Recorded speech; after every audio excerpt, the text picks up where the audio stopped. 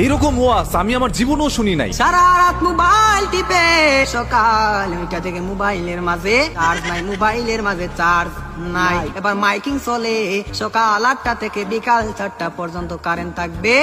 এবার টেনশন আছে না নাই, সারাদিন কারেন্ট থাকবে না।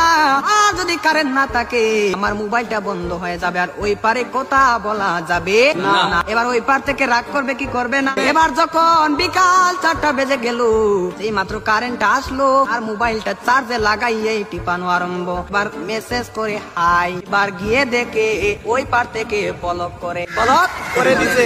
এবার ছেলেটা তো টেনশনে আছে, আরে ব্লক করে দিল, আমার দেনে তো ভালোবাসা কোথায়।